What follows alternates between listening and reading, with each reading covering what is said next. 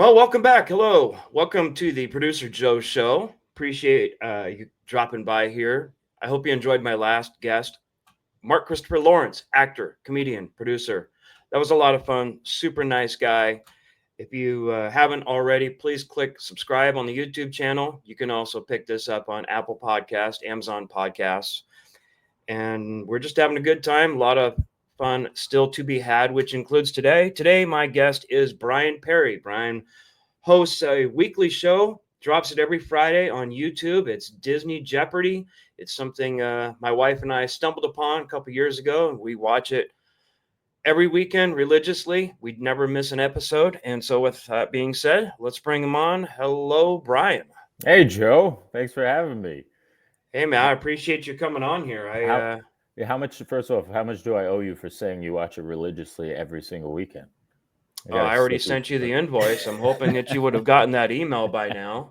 Must be in spam. That's what it It's is. probably in spam. Yes. How you doing, buddy? I'm glad you're here. We are such big fans of yours.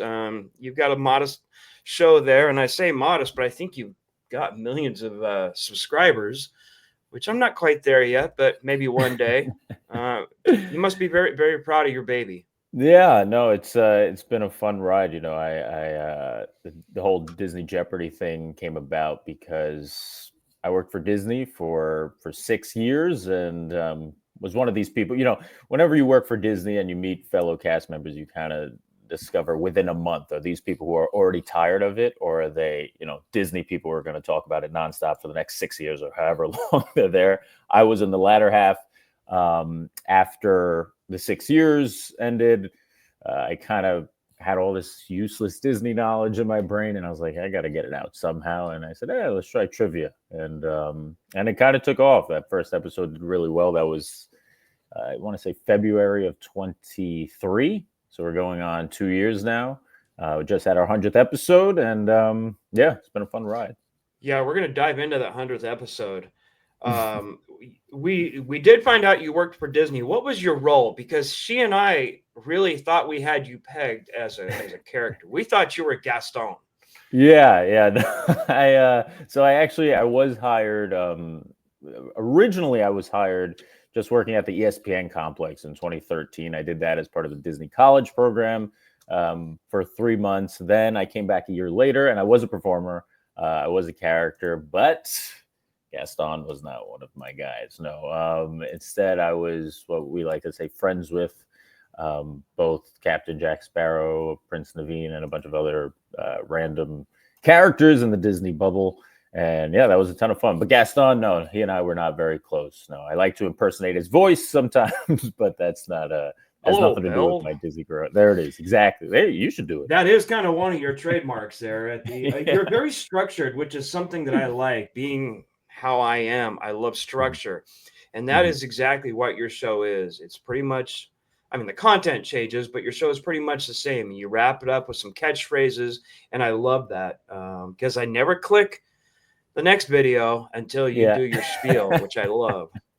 Yeah, it's funny, repetition. I mean, I think once you have 100 episodes, under your belt, it's kind of you force it into people's brains, whether they like it or not. The hello bells. Sure. No, and when it comes to working, I think we both have our own lives, and like by day, I'm a welder. I run a steel shop, and Nice. then by night, I am a podcaster. But it's fun having that mixed, and I see that you're wearing a New York Rangers sweatshirt there. That's right. Yes. And first of all, I need to tell you that is probably going to break my wife's heart because she's a Los Angeles Kings diehard fan. Wow. So hey, good for her. Good for her. It shouldn't break her heart. Go. She should have some sympathy for me. It shouldn't break her heart. She's gotten to see they beat us in the finals and all that. But yeah, like you were saying, we finding that balance in what we're passionate about, what our jobs are, is a key in life. And that's kind of what I do. Also working for the Rangers. Sure. Now for the Disney Jeopardy, you just had your 100th episode. I mean, 100th. That's pretty awesome. And this, your graphics, your chyrons, everything is just spot on. So you obviously have a knack for production value. Thank you. So, do you have anything you'd like to add to that? Where did you learn it? Yeah, so my background is it's funny. It was not in Disney. It was always grew up wanting to work in sports broadcasting. Went to college, Montclair State University in New Jersey for broadcasting. Interned at a bunch of sports TV stations, and that's again where I kind of honed my craft in terms of production and graphics and all that stuff, video editing. And then I saw a flyer in a college class one day saying, "Hey, you want to go live at Disney World for 3 months?" And I was like, "Sure." And then, 6, 8, 10 years later, I was still at Disney World doing things that had absolutely nothing to do with sports broadcasting. I came back to New York, and then again, now finding the balance, working for the Rangers, work a little bit for MSG Network, which is the Rangers and Knicks channel up here, and then again, had to get that useless Disney knowledge out of my brain by doing Disney Jeopardy. So it is finding that balance. But yeah, all the graphics and all that all comes from a sports broadcasting background. So if you are a sports fan and happen to watch the show, then you might catch a couple of kind of Easter egg kind of things that I'll throw in there that are definitely for that strange demographic of an audience of sports fan and Disney fanatic. I know we're not the biggest group, Joe. You and I, but we do exist out there. Well, we are fans. Like, this was a couple years ago at Disneyland, and Nice, awesome. My wife and I, we were blessed enough to go to Club 33. And, wow, good for you. It was incredible. My wife was crying. She was. I'd probably be crying with her. She made me. I mean, we got to Disney bound as up there. Yeah, so, totally. The balloons and everything. That's awesome. Yeah, that's great. That's original. It's only an hour 20 up the freeway here. It's Sure. a nice place to get away to, and we are pass holders, or pass holes, as sometimes we are referred to. Have you done Orlando? Have you done Walt Disney World? Nope. I have never set foot. Really? I have never set foot in Florida, and it's something that Amy really, really, really wants to do. And I'm like, I'm kind of a creature of habit, and I get a little bit nervous when I step outside my box, but I'm sure we'll go because it gives me a little anxiety. She goes, "Oh, well, it's like a 5 or 6 day thing because there's so many parks," and I'm getting like overwhelmed. Like, oh my gosh, this might be too much for me. Twice the size of Manhattan. That's Walt Disney World. So yeah, it's a completely different animal than Disneyland, but highly recommend because you guys obviously are big. I mean, just to be annual pass holders in the first place, you're big Disney fans, and it's like I said, completely different animal. But once you're on property, it'll feel very familiar, even though you haven't been there yet. Was that a little pun right there? Different animal kingdom. Maybe a little bit. Maybe throw in a little something. I like that. So a question that my wife did have for you is the Disney University, and I believe it's actually called the college program, Disney College Program. Can you tell me a little something about this? Yeah, of course. So the Disney College Program brings in kids from not only the United States but all around the world to work at both Walt Disney World and Disneyland. You can do the college program out there. You go down, you live at Disney for a semester, you earn credits for doing it, for legitimately just working a job at Disney World. And if you want, you can enroll in collegiate level courses at Disney University, which can earn you even more credits, which is something that I did. And I proudly earned both my master's and my doctorate's degree, which I have. I should frame them. They're not framed. I should put them above my bachelor's degree. I'll put my doctorates with Donald on it. But yeah, it was the best thing ever. I mean, the Disney College Program gives, again, kids from all 50 states, all around the world, the opportunity to go legitimately live at Disney World in college housing right off property and just work one of hundreds of jobs, anything from custodial to performers to attractions to transportation. You go through an interview process, and again, if you do want to be a performer, you have to audition. But if you don't get the audition once you're already down there, then again, you can work any of the other jobs that they offer, which is what I originally did, working at the ESPN complex down there. You know what's kind of funny is people on the outside, they're like, Disney, blah, blah. But as you just explained, Disney is much more than just parks. Hmm. They do look to help people in their careers and Hmm. set people in the right direction. Um, and I'll tell you what, when it comes to cleanliness, because I can speak to this, having worked for SeaWorld for a couple of years, SeaWorld San Diego, Okay.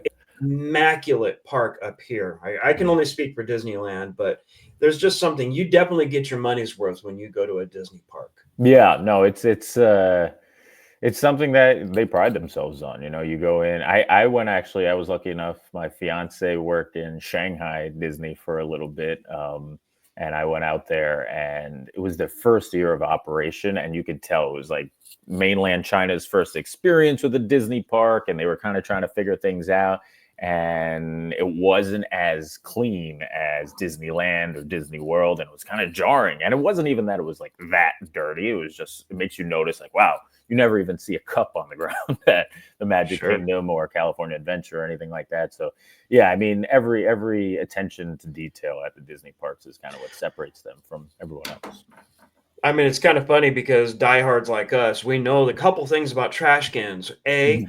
Walt never wanted two trash cans to be more than such a Mhm. part. They wanted to Mhm. make sure there's Yeah. an ample amount, and they double as tables. We eat on Yes. trash cans, so a Absolutely. lot of people are like, no, No, no, no, no, not they're there. clean. That's right. That's right. I gotta say, maybe I'll start bringing a tablecloth just to make them look prettier. But for the most part, they're clean. And if you ever do go to Walt Disney World, head to Epcot, and with all the countries out there, I mean, they really are. They are the standard table over there because everyone's got their little dishes, and there's got to be hundreds of little tables all throughout World Showcase. So, yeah, I mean, just the cleanliness of the park, and again, the attention to detail is just bar none. This is a good segue here because you mentioned that your fiance in Shanghai and everything. Mhm. How many Disney parks have you visited? I have been blessed and lucky enough to visit all 12 in on Earth. Yeah, it was 2017 was quite a journey. I went to I had been to Disney World, Disneyland, the six parks in the United States. A couple friends and I had gone to Paris that summer in 2017, not for Disney, but since I was there, I was like, well, I'm when's the next time I'm going to be here? I'll head over to Paris. And at the time, she was working in Shanghai. So then a month later, I went and visited her in Shanghai, and then we went to Hong Kong and Tokyo, and that's your six resorts, 12 parks, and yeah, I mean they're all so unique. They're all awesome in their own way, and I do think that Hong Kong is the sneaky candidate for best individual park, but I'm probably the only one who's going to say that. But I think it's very underrated. So Well, uh, being a Southern Californian, to me, it would be really hard to beat the OG right here, in that's fair. Anaheim, And I will say, I do think Disneyland is the best park here in the United States in but terms not the of best Disney castle, parks. right? There's a lot of Probably the worst castle. No offense, it's the original, so it can't be the worst. But yeah, no, the other ones actually, Hong Kong had almost an identical castle, and then when Shanghai opened this gigantic castle, they kind of got a little jealous, so they redid their castle. Now they have a bigger one too. So Disneyland's does stand alone as its own little cute, you know, 20-foot tall thing. But it's cool. It's cool in its own way.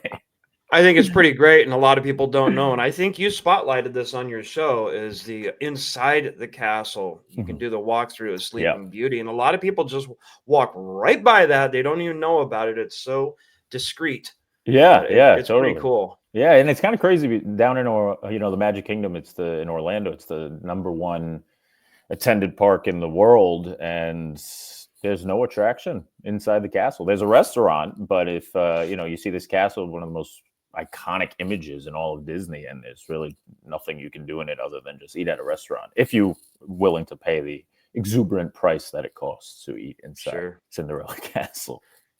So you just had your hundredth episode. Tell me how that went. It was really fun. It was Thanks. broken down into 4 quarters. Yes, they had a little sports for you. Had some Yeah, NBA that's right. buzzers going off and all that. But Yep. yeah, no, it was. I had to do something different. 100 episodes, almost 2 years. Wasn't really sure how I could change it up that much. And I said, all right, well, I guess we'll just do 100 clues. Each episode is normally 26 clues. And this one, I figured you're only going to have 100th once. So we did 100 clues. But yeah, I did have to splice it up into 4 quarters just to kind of give people a chance to get away, because 100 clues in a row might have been a little much. But it was a lot of fun. I was able to bring back categories from the past that a lot of people have liked, like my terrible drawings, which somehow became a category that people requested. Like I mentioned my fiance before, she's quite That's an our artist. favorite part. Yeah, she's quite an artist, but she doesn't have people asking for her to draw things on YouTube like yours truly. So that's that's a lot of fun. It was it was a ton of fun. So I guess we did 20 different categories, 100 different clues, and it was a big deal. And this was actually, so I haven't done an episode. The show does return, I'll say, January 31st, which is this upcoming January 31st, the Friday. It will be on Fridays again. And this was the first time I hadn't done it in a couple of weeks. So after 100 episodes, it took 3 weeks off. But we'll return January 31st. Not with 100 clues, back to 26. But yeah, your layout is great. I mean, it's classic Jeopardy. Yeah. Still don't know how you get away with using the music and the logos, but you did mention the sketch that you're an artist, and you did send it out to one viewer, and I will be hitting you up. I would love to get one and hang it right here. That would be an honor. That would be an honor, Joe. Yeah, well, I'll work on something for you. A little original piece. Yeah, no, that would be cool.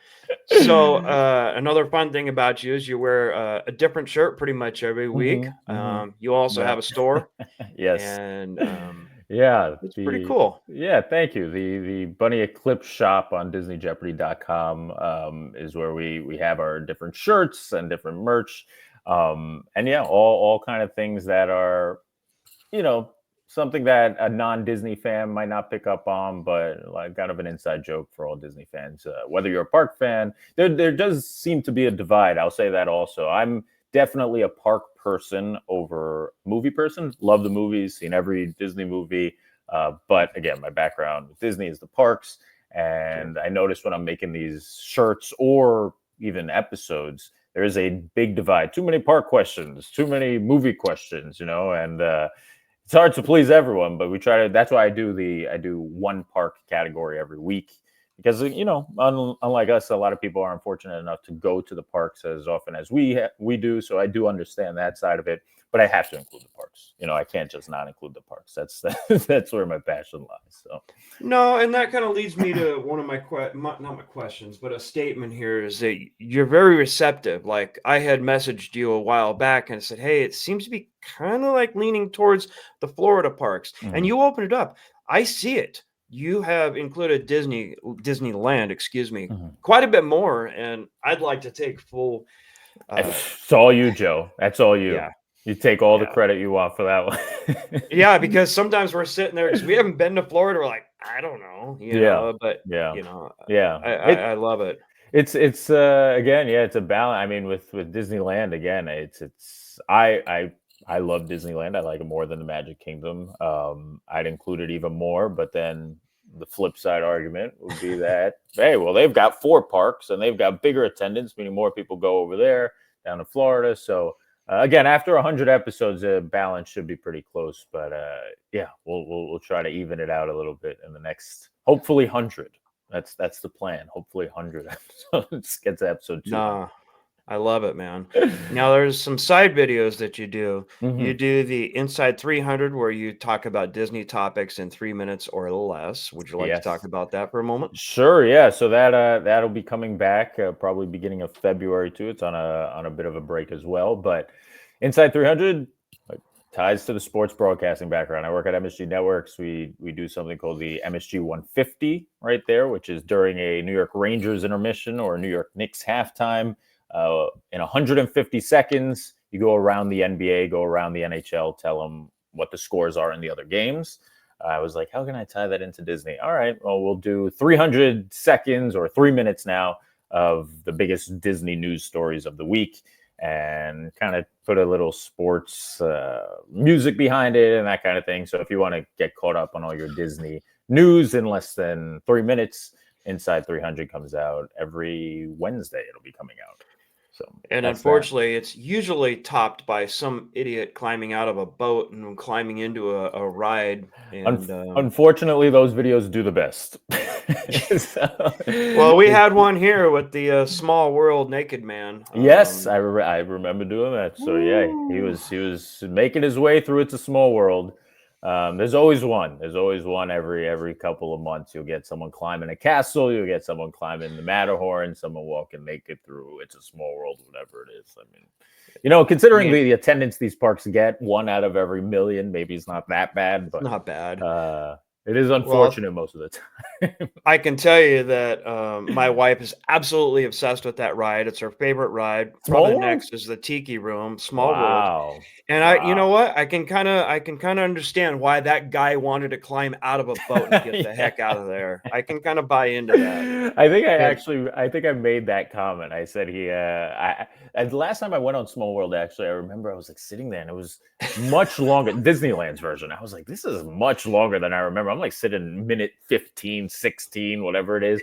Maybe the thought may have crossed my mind to jump out, but I didn't, unlike this guy, and nor did I take my clothes off like that guy. So that was a little different, but if there was a ride to do it on to jump out, not sure I completely blame him. Yeah, I got a couple bits with that one. Whenever we're about to go to Disneyland, I'll be like, oh, hey, Small World is closed. Darn it, nice. She's not buying it anymore. 4-hour wait. What a shame. Yeah, the Small World. Yeah, really. Or I don't know.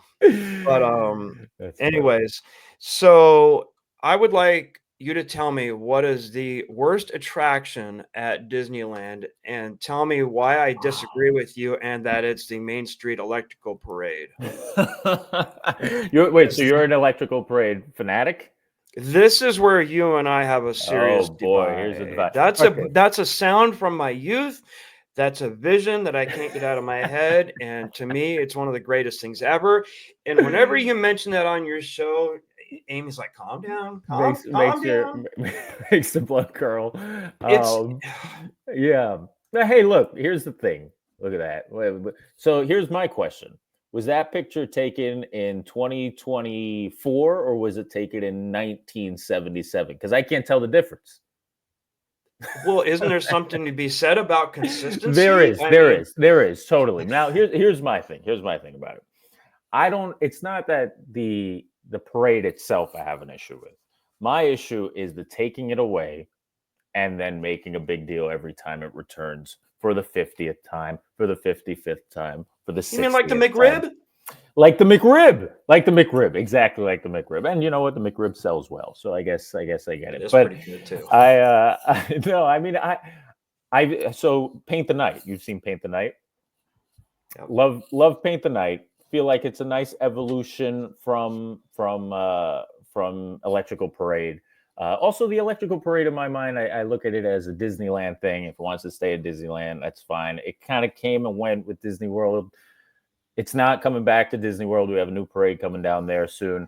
I don't know. I don't want to say it's. I don't want to say it's run its course for me. I totally get the nostalgia aspect of it. Space Mountain, 1975, my favorite roller coaster Disney's ever built. So I have no problem with the nostalgia aspect. It's the taking it away, bringing it back like it's a brand new thing every time. Taking it away, bringing it back.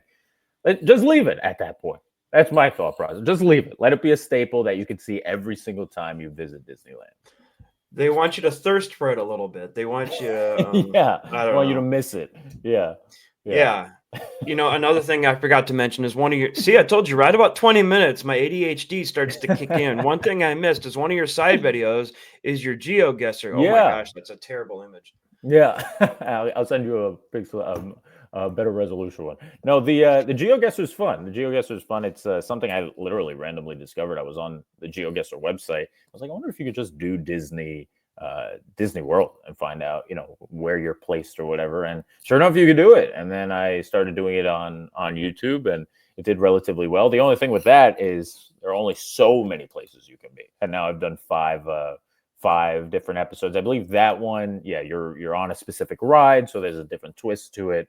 But it is fun. If you're a Disney Parks person, check it out, because you're essentially trying to guess exactly where you are. And I try my best to make the places hidden, in terms of, they're zoomed in or something like that. And you have to identify what ride you're on or what land you're standing in, stuff like that. So again, more Disney trivia. I think everyone who's a Disney fan likes Disney trivia, proving their friends that they are superior to them in Disney trivia. Competition is always a fun thing to help create. Yeah, it is a lot of fun. And I have to be jealous of your park for a certain degree, because you still have the people mover. And Greatest ride ever. Greatest ride ever. That's what I say. Yeah. And that's that. You know what, Joe? It bothers me too. Every time I'm in Disneyland and I walk through, it's like it's like they're throwing it in our face. Just knock down the structure. Then, if it's just gonna be there, just knock it down, because it's insulting for us to walk through it and see it up there, and just it's not even used for anything. That's what's crazy about it. Make it a walkway or something. Make it a nice little park, elevated park or something, if you're not going to use it for rocket rods or anything. Yeah, no, devastating that thing is not running. And what's even crazier, when you're on the monorail at Disneyland, you can look out and you still see like the track right there. Yep. It's just it's insulting. Yep, you feel me? Yeah. Oh yeah. I think I have a people mover shirt. Actually, that's how it's how sick in the mind I am for the people mover. But I'll be honest. Speaking of shirts, I meant to mention that our favorite is your Haunted Mansion shirt. Oh yeah, so that thank you. That one's old school. That one's almost 10 years old. Was originally sold at the Haunted Mansion in Magic Kingdom. I don't know if they ever sold them over in California, but yeah, it was they sold it briefly while I was on my college program. My friend and I, roommate and I, bought them and hadn't cracked it out for about 8 years before Disney Jeopardy, and I was like, this is a kind of cool formal shirt to wear. So that's that. Well, if you ever auction that off, we're going to be first in line. Good to know. Good to know. So with your categories, your final category is now always driven by your club DJ, Disney Jeopardy Club DJ, which we get an email every week. We can vote on the category, which will be in that slot. Tell me a little something about that. Where did that idea come from? Club DJ, the biggest thing I appreciate about Disney Jeopardy, obviously everyone who tunes in every week, but there's definitely a group who's more passionate about the show. And I want to kind of give them an opportunity to be involved more. There we go. You got your name on the end of somebody. You get your name on the end of the episode. And then of course, you do get to help pick a category every week. I wanted to kind of give the most passionate viewers the opportunity to influence the show. And now I'm even doing it more so for the future. Now, if you go to DisneyJeopardy.com, I have a clue page, which allows really anybody, but you do check off if you're a Club DJ member, just to kind of get your name to the top of the list immediately. Where you get to suggest a specific clue rather than just a category. So if you have a clue, a fun Disney fun fact, a trivia question that you want to see, you head over to that page on DisneyJeopardy.com. You select one of I'll have about 3 or 4 categories letting you know what's coming in the near future. And if you see a category that you like, for example, next episode is heavily influenced by dogs, because it's episode 101. So 101 Dalmatians will be a part of it. Other dog categories, you can head over to that and then submit a dog-related clue or whatever, or a Valentine's Day clue for an upcoming Valentine's Day episode, things like that. But yeah, Club DJ is all about kind of showcasing the most passionate fans and also giving them influence on the show's direction. Yeah, in case anybody missed that, that's my name right there. You go. There we go, Kind Joe. of a big deal. You want me to put producer in front of that? I think it'd be great. I'll do that. I'll throw producer Joe right in front of that. We could do even though producer Joe Nelson. There we go. Even longer. No, it's got a good ring to it. So, I mean, unless you have anything else, I think that just about wraps us up here. It was a nice chat about our favorite YouTube show. Yeah, thank you so much. Thanks so much for having me, and really thanks for tuning in for as long. I know we've messaged back and forth, dating months back, maybe even a year at this point, I want to say. Yep. And so you and your wife have been tuning in for a long time. I appreciate it so much. Wouldn't be up to episode 100 without people like you. So having so much fun doing it, and thanks for making it possible, really, and for being a club DJ member, of course. Yes, of course. It's you can always find you InsideTheMagic.net, YouTube Inside the Magic, and DisneyJeopardy.com. Yes, sir. And go Rangers, once again, by the way. Tell your wife go Rangers. Yeah, I'll tell her that, no problem. And I always tease her because whenever we're out in public, I'll go Ducks, and she'll hit me. I like the Ducks. In San Diego here, we have the feeder team for the Ducks. It's the San Diego Gulls. The Gulls, that's right. I forgot about that. Yeah, that's right. I was able to go. I was in California last year, so I was able to go to a Kings game, go to a Ducks game, do all that, check out those arenas. Great time. Love Southern California. So, and I'll root for your Padres next year to get a little further. They're in trouble, but yes, there's a little bit. There's a little bit. Little drama. Tough division. Tough division. If you ever come down to Anaheim or San Diego, look me up. I'd definitely like to shake your hand one day. Will do. Hey, thanks so much for having me, Joe. It was a lot of fun. Yeah, absolutely. Enjoy your day, and we'll be watching your show here very soon. It'll be back next Friday, right? That's right. That's right. January 31st. All right, Brian. Catch you later and talk soon. Thank you. Have a good one. Thanks, Joe. You too. Bye-bye now. Well, that was fun. What a nice guy. It really is a fun show. We hunker down. We watch it every Sunday night. It's kind of our tradition. It drops on Fridays, but we watch it on Sunday nights. So our next show is going to be interesting. I know that I've already had Taco. He's the singer. 1982 is putting on the Ritz. And I've already had him on. Well, he's going to come back on, and we are going to do a taco cast or a taco salad, whatever you want to call it. And all these fans right here are going to be able to come on. It's going to be an open forum, be able to ask Taco anything. And we are going to have a good time. Bring them all on one by one. And then at the end, bring them all in and have a big Brady Bunch style photo. And it'll be a good time. So that will be next week on the 4th. So you guys have yourself a good week. And thank you for tuning in. Once again, please subscribe. And if you have not already, and be safe. Catch you later. Bye-bye now.